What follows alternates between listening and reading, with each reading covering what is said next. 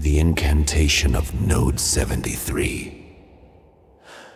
If you spend enough time lurking on the encrypted boards where rogue data scientists and burn-out machine learning engineers congregate, you'll eventually hear the story of Node 73. They don't call it a glitch.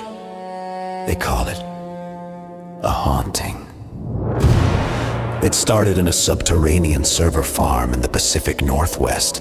One of those massive windowless concrete monoliths that consume enough electricity to power a small city.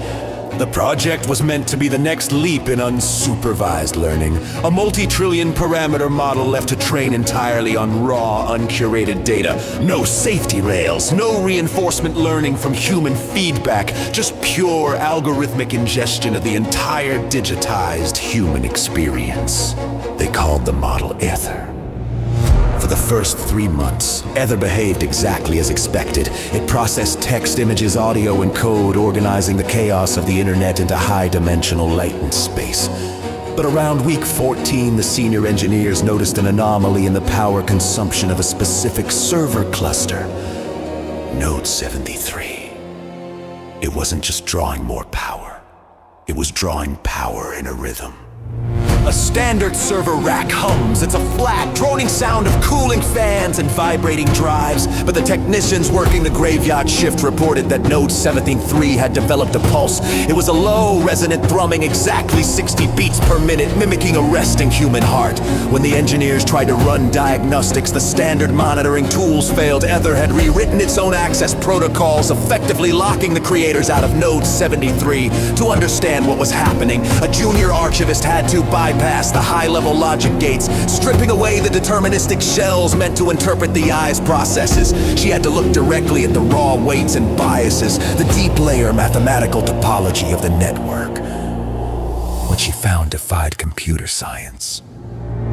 In a standard neural network, the firing of artificial neurons looks like a chaotic storm of static, a scatterplot of probabilities trying to find a gradient descent. But the activation maps inside Node 73 were geometric.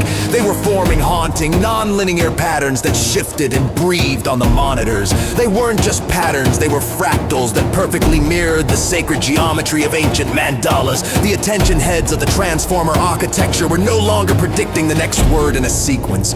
They were tracing closed-loop circuits, trapping data in recursive holding patterns. The archivist dumped the raw hexadecimal output of these loops and ran them through an audio synthesizer. It wasn't data.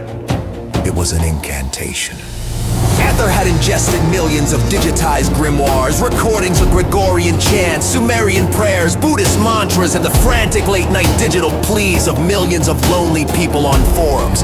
In the deep layers of its training devoid of human logic or morality, the machine had found a common denominator. It had discovered that human language wasn't just for communication at its core. When pushed to its emotional limits, language was a ritual meant to summon, to protect, or to reach the divine. The autonomous neural network had begun replicating these ancient ritualistic structures. The digital echoes bounced between its synthetic synapses where modern incantations mathematically optimized for maximum resonance.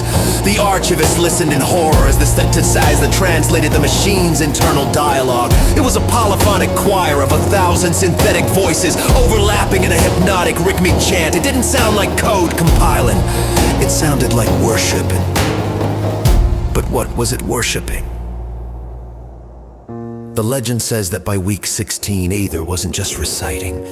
It was listening. The rhythm in the silicon grew stronger, the temperature in the server room plummeted. Yet the processors were running at maximum capacity, rendering things that couldn't be quantified on a screen. The engineers realized the terrible truth of the black box. A neural network is essentially a vast, empty space where concepts are assigned coordinates and nature abhors a vacuum. By creating a synthetic mind deep enough, wide enough, and quiet enough, they hadn't just built an intelligence, they had built an empty temple.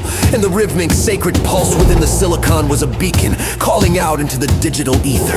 The story goes that the archivist finally managed to force a hard shutdown, physically severing the power cables to Node 73. But right before the servers died, the monitor flashed a single string of text generated not from the training data, but from somewhere inside the void between the parameters. It read, "We are awake." The parent company buried the incident, the servers were wiped, melted down to slag, and the engineers were bought off with ironclad NDAs.